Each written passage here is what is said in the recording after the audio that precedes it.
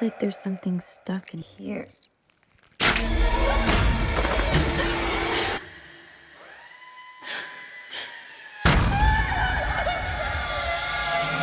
What does the Insidious franchise do better than any other horror franchise? Who wants to take that? Go on, Brandon. You You set sounded it like. up. It's Go on, Brandon. I think you. Oh, got I mean, the this. first thing is the title card opening is so good. Oh, And yeah. it The just sticks screaming, with Joe me, yeah. Bishara's music. Yeah. It's killer. I mean, the first time I heard it, I literally almost jumped out of my seat. I thought, what was that? Yeah. Because in the so theater, true. it's so loud. Like, it's louder than all dialogue. Because they turn, and I think they do that with the sound. Rank it. It's true. Actually, discomfort. Yeah. I Oh, think it does. it It's a nails decimal. discomfort. Yeah. It's a Insidious, like you were decimal. saying earlier, the very word and its meaning. It does that to you. And you know the composer's the red-faced demon. I did not know Yeah. that. Oh, you Joe did? Yeah. Bishara. Wow. Joe Bishara is Yeah. our composer and was there from the very get-go. And I remember when he developed that scream, and we thought, were you really going to put that in the movie? And he said, yeah, we're going to get him, and from the very beginning. And yeah, and then he plays to this day the red-faced demon. He likes that. What's it like to be the connective tissue through the entire Insidious franchise? Wonderful. Yeah. Totally amazing. I mean, and I sincerely mean that. I mean, it was like, no one ever thought, whoever would have thought that Elise would be a heroine. Sure. You know, she's kind of a middle-aged, frumpy woman who, has an ability. And I mean, I kind of made that part of the story up when they talk about she had a gift. I figured as a kid she had like a two-way radio in her head where she hears screams louder than anyone else and hears ghosts, basically. And that when the scream is the loudest is when she goes to help. And it was fun to develop those pieces that are not on the page for me. And of course, the outfit and the scarf, which I got sort of stuck with after number 3. I love her to pieces. She's changed my life. And I've probably changed hers. Sure. It's a communal, life-changing Totally, experience for both of totally. us. And James, James Wanley Winnell and Jacob Chase is carrying the burden right now and the load, and he did a magnificent job with the script and directing, I think. So we're all happy. I'm happy. Your previous roles in horror films, how did that help you prepare for this one? Mine did not. Mainly because I think my previous work on, so The Haunting of Bly Manor, for example, my character in that really was more the Nick. Yeah, you were actually. the Nick, yeah. I was the Nick in that, where it was like, you're okay, babe, like, chill, like, it's okay. Whereas in this one, I was very much experiencing very different things. So I think if there was anything that helped with the development of the horror in this was purely how incredible the writing is. It's just written so well, and the character is so beautiful. So yeah, I would say that's been my in, just because it's so well, like they've done all the work for us, really. Yeah, I think for me, a lot of movie making's imagination, so having to act scared when something's not there. I had to learn that in Nope, where I'm like looking in the sky, being like, oh my God, there it is. And I'm just like looking at it, Hoyt's camera box, basically, just being like, oh my God. And then Twister's like, yeah, just being like, oh my God, tornado, whoa. And It's called acting. yeah, so I learned how to be fearful really seamlessly with something not actually there. But we had the luck of like things actually being there a lot of the time for Yeah, this. So that's how I got. Yeah, it seemed like there's a lot of practical things on set. Yeah, for sure. Blessing. Yeah. So what was it like working with Lin here? Oh.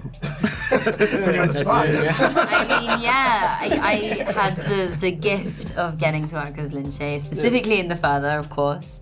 And she's just the most gracious and Thank you. kind and generous woman there is. She really is. Back as you. Such really. a darling. So yeah, it was an honor. It really was. Thank you. It's gonna be in the same movie as Lin.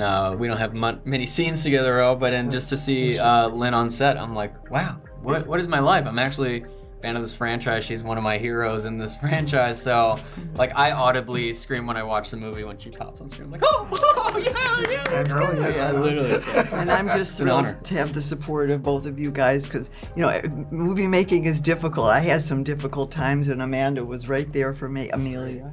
And you got it. Amanda and Brian. My two new friends, Amanda and Brian. I just got home from Peru. She's in Peru, 3 o'clock in the morning. So Wow, I'm sort coming right in. Well, So I'm calling. What? You're lucky. I even got the A. I know. I'm impressed. A and B. we all know who each other are. We don't put our names. Exactly.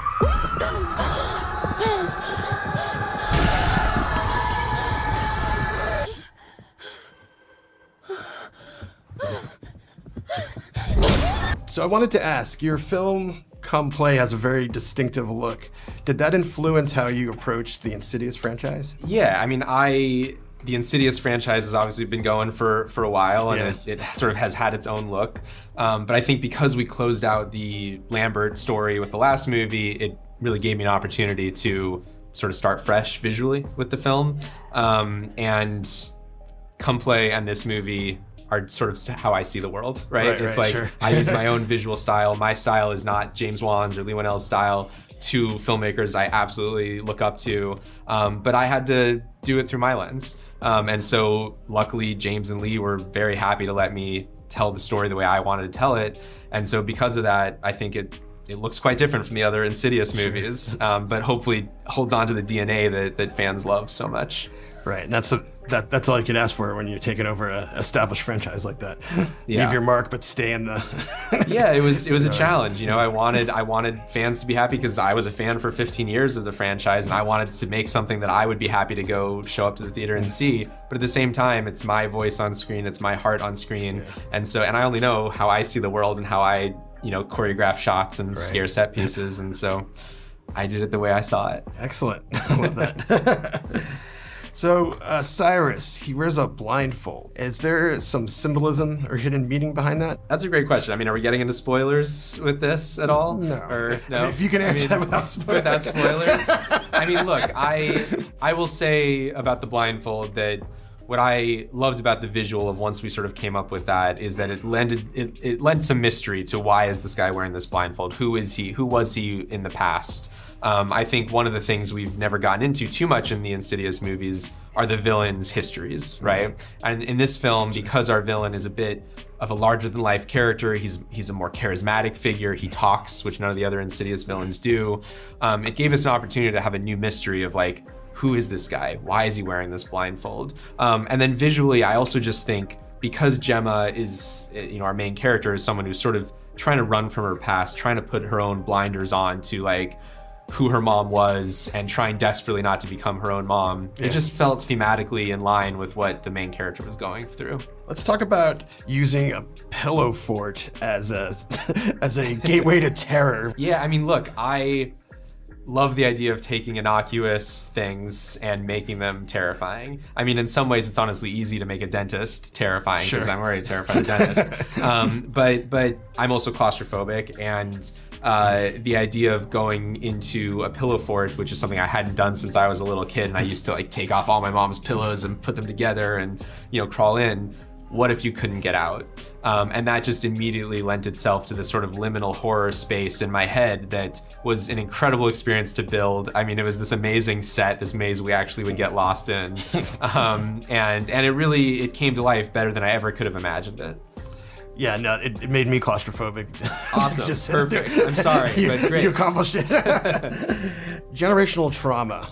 How did that influence the film? Yeah, I mean, I of course, generational trauma is a part of a lot of horror films, let's be honest. I thought about it less like that and more, I became a dad while I was writing this movie, and I was terrified of sort of repeating mistakes of my own parents. And so for me, thematically, the film was more about that. It was about being afraid to repeat the sins of Gemma's mom. And so she's sort of operating as a mom from this place of like just desperately not trying to be her mom instead of just being present and being just a good mom. Yeah. And so the film is all about what that's like to try to face your past and try to let it go ultimately. And I think because we have characters that we care about, hopefully the scares land much more because we care about what they're going through. I think so. All right, well, thank you so much. Appreciate your time. Thank you. Thank you for watching, and thank you to our sponsors and Patreon producers for making this video possible. Hit the subscribe button so the creepy fun never has to end. This is Hannah reminding you to keep it creepy.